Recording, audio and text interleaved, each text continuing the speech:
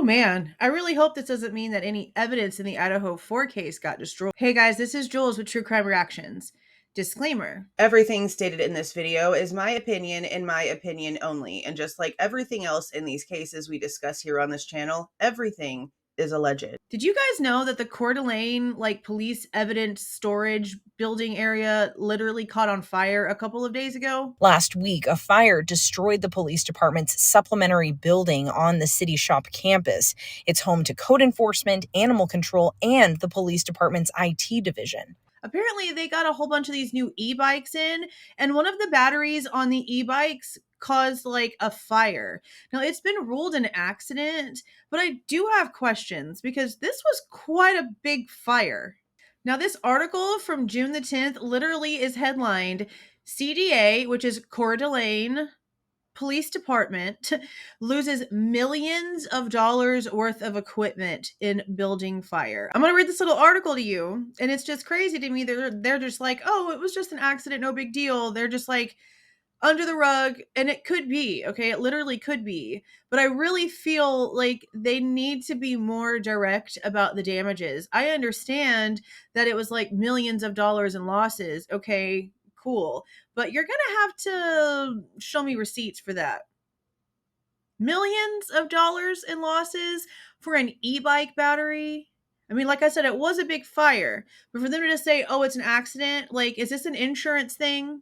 Fire accident, insurance claim situation? Serious question. Serious question. Coeur d'Alene Police Department is trying to assess the total damage caused by a fire at one of their buildings on Sunday morning. Flames and plumes of smoke erupted from the Coeur d'Alene Police Building on Schreiber Way around 5 a.m. on June the 9th.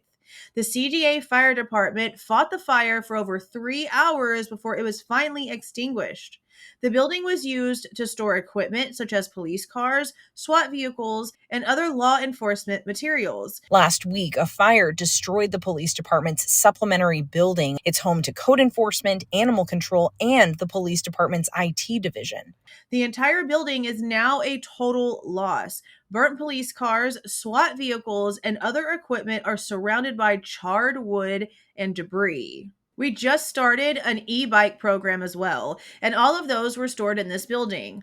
Our command trailer, which is what we use for special events and large incidents that we would bring out on site, like the Idaho case probably should have had out there. Did they have it?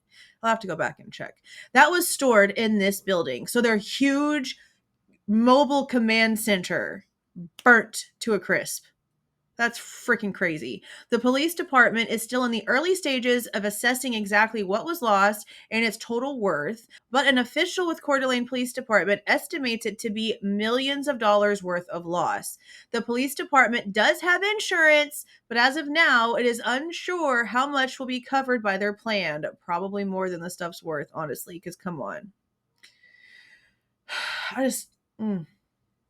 I question all the things.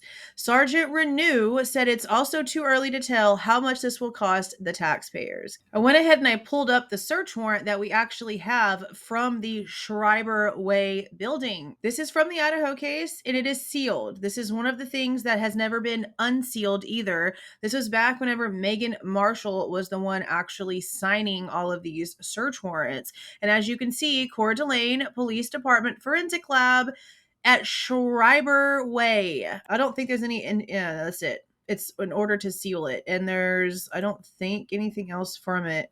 COEUR. Let's see. COEUR. That's it. There was never anything else. So we have no idea whatsoever what exactly was over there. At least I don't remember us ever figuring that part out. I don't think that we know. And as you can see, the only other lab that's even on here is the Moscow Forensic Lab in Moscow. This is the one where they extracted information from Bryan Kohberger's phone. But that's with Moscow, see? So Coeur d'Alene, they did something. And they did something that has stayed sealed. I just want to check real quick. Make sure I'm not tripping. And I'll go ahead and show you guys now that there's no new documentation either, because I've been checking to see if they've posted anything. And yeah, the last thing was the sealed document we talked about the other day. But yeah, so whatever was done at Coeur d'Alene, it is sealed and we have no other information. So I know they're saying that it was just like their equipment and stuff like that, but how do we really know that that's all that they hold there? Now, I'm not trying to get people to go down any rabbit holes. I'm really not. But we know that this case is really strange. We know that the judge has issues with the chain of custody, but we don't know for which actual piece of evidence or if they mean all of the evidence. And just considering the fact that this is what was actually held inside of this building. It's home to code enforcement, animal control, and the police department's IT division. Yeah, you heard that. Let me play that last part one more time. It's home to code enforcement, animal control, and the police department's IT division. So, considering that that's where the IT department was, we have this search warrant that's completely sealed that is in the Idaho case, and it's for the Coeur d'Alene Police Department.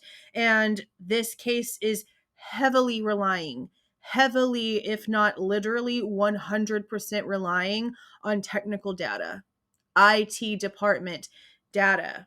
So, yeah, it's a little suspicious. We have this building burning down, millions of dollars worth of damage because of an e-bike battery, and they're calling it an accident, and that's it. Day's over with. Calling it off. Some things are just questionable. I don't really know if they mean anything, but if it's weird to me, then I'm gonna come tell you about it because it's weird to me. I don't know. The Coeur d'Alene City Council approved an emergency declaration a week after a devastating fire burned down a police building filled with critical equipment. But that's it. Let me know down in the comments if you guys had heard that the Coeur d'Alene Police Department building had burned down just 2 weeks ago, prior to me telling you. Because if I wouldn't have seen this on Twitter, I would have never known.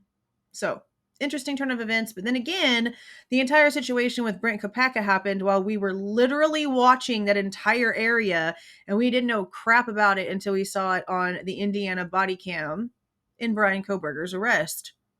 So, maybe they're just really good at keeping secrets. They seem to have had quite a bit of practice. But again, that's it, you guys. If you like the way that I present this information and give my opinion, please do not forget to leave a like on your way out and subscribe to the channel if you were not subscribed already. See y'all.